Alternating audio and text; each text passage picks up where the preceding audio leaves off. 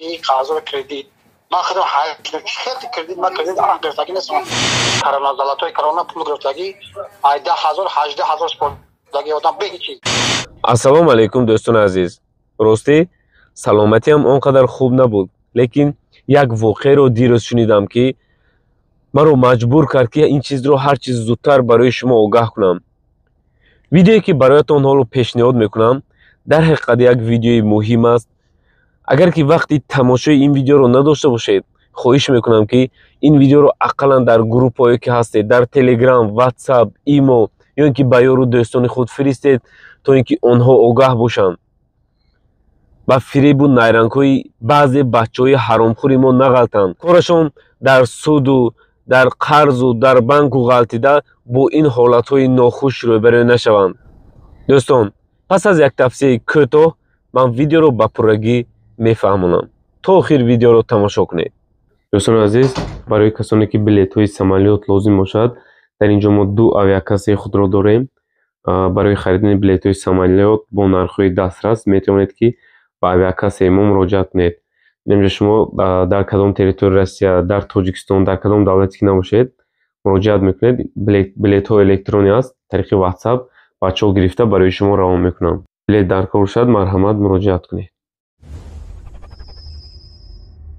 حالا روز به روز مردم فریبی زیاد شده ایستاده است. متاسفانه بعضی بچه‌های ما یک راه‌هایی رو انتخاب کرده ایستادند که در حقیقت راهی ننگاور، یک راه‌های حرام، و جای آن که یک راهی درست، یک راهی راست، یک راهی حلال رو انتخاب کنند، آنها یک سخیمه رو فریب رو فکر کرده باز مردم خودمون، هم ملت‌های خودمون رو فریب داده گشته ایستادند.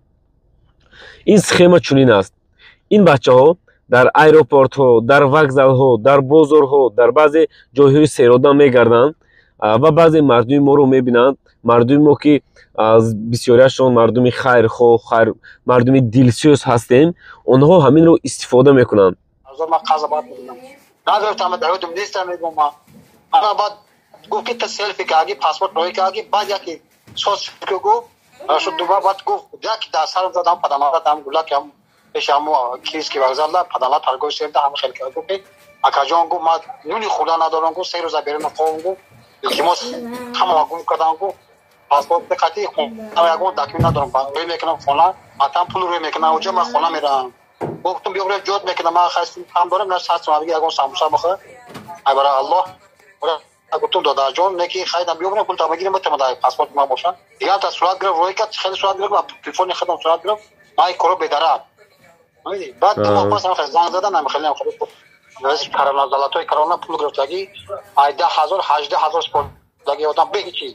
این حرامخور، این بی انصاف تلفن این اکا رو میگیرد، پروگرام زلاتای کرونا اسکچاد میکند، پاسپورتی دن این اکا رو همش رو میزند. در جای آن که یعنی پول گذارد در کارت، یعنی کارت خودش یا اینکه کارت یگان همراه دیگرش رو نمیدونم، یعنی دیگر کارت رو میزند و همینطور یعنی اکا رحمت میگوید حجتای رو میتید در اکا میرود. از این واقعه تقریبا 2 ماه میگذرد. بعدا بانک زنگ میزند، بانک میبیند که قرض نسپرده شدن در همین رقم همین اکا رجیستراسیون کردگی. من اکا زنگ میزنم میگه که تو قرض باید همون قرض سفری روز به روز پرسنت زیاد شده ایستاده است. خیلی اکا بیچاره خودش قرضدار بوده است، با وجود این باز قرض کرده همین پول رو میسپارد و حالا خیلی در تشویش است که باز دیگر همین پرسنت زیاد نشود.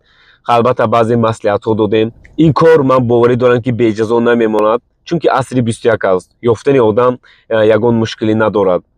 با یگان مقامات داخل مراجعه میکند، آنها با همین زلاتای کرونا می نویسند، همون دنده ها رو میگیرند. خواه و به نام کسی که گذرانده باشد همه آدم رو میوند. کارت دیگر کس باشد هم وای بچه اگر کارت خودش باشد زود پیدا میکنه، اگر کارت دیگر رو کس رو هم ماندگی باشد چه رسمون حتما این بچه رو یافته یعنی جزا خواهند داد. چون این مراجعات ها پیشتر هم بود، لیکن آنها نمیدونستند.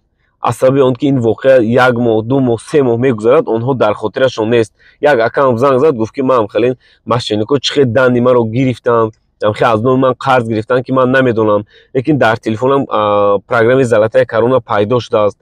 نمیدونم چه پیدا داشته باشد هم خیلی دندی ما رو گرفته از نوع من گرفتند و تقریبا در نوع 35,000 باشد خطا نکنم خیلی گفتگی بود. باز یک دو نفر دیگر هم مراجعت کردن. اکنون من فهمیدم که یعنی این در حقیقت هم به همین سخم روبرو شدگی آنها، یعنی بچهای خودمون آنها فریب دادگی. واقعا این چیزها ننگاور است دوستان. در این سخم زیادتر آدمای کلانسال میغلطند، چونکه آنها یعنی دلشون میسوزد، رحم دل هستند، میخواهند که به یک کسی یاردم کنند و ضرر این نه تنها در دوست آدم بلکه به جمعیت به ملت میرسد.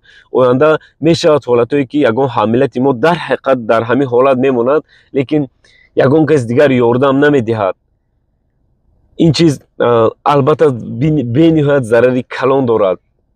دوستان یک چیز دیگر رو میگم که تلفن، پاسپورت این یک چیز شخصی شما است. این چیز رو هیچ وقت به دست یگان کس ندهید.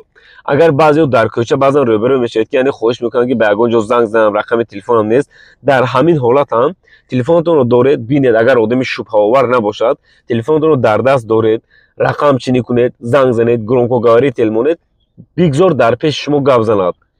یعنی البته یگان تلفن نداشت من با آدرسش رو میگوید، گفت من یا که من در فلان جا میگوید، بگذار همین رو با گرومکوگاری تل گپ زنند. در من هم چنین حالت ها بودند. من هم خیلی استفاده میکنم. میبینم که مثلا آدم در حقیقت آدم شبهه آور نیست، زنگ میزنم میدارم میگم گپ زن، خواهی همین نخواهی نه. این چیزها رو فراموش نکنید دوستان. خب اگر برای شما مشکل نباشد ویدیو رو با یارو، دوستان و نزدیکان خود در گروه ها پدلیت کنید تا اینکه دیگرها آگاه شوند و دومی همین فریبگران نغلطند، بعدا سرسان و سرگردان شده کارهایشان به سود و بانک و رفته نرسد. خوب دوستان عزیز، خداوند همه شما رو نگهبان باشد تا ویدیوهای آینده. خیر. دوستان عزیز، наборҳо ро баровардем аз коробкаҳо. ин наушник бениҳоят качестве хуб дорад. какрасинро аксия 1900 рубл нархаш. инчунин модели телефонтонро мегӯед як чихол як стекло подарка барои шумо равон мекунанд. доставкаашам бепул, беспроводной заряд мегирад, 3 функсия дорад ва боз якчанд бартариҳои дигар дорад. хай ин телефонҳо моделҳои нав бисёриаш 2023 ол нархашро бачаҳо муайян карда истоданд. дар ин ҷо айфонҳои XR дар корпуси 14 Pro чӣ хеле мебинед, ино нархашон 25000 рубл. айфони XR дар корпуси 14 Pro инҷа дута 13 шам будааст. агар барои ягон кас ҳамин чизҳо дар кор бошад метавонед ки муроҷиат кунед.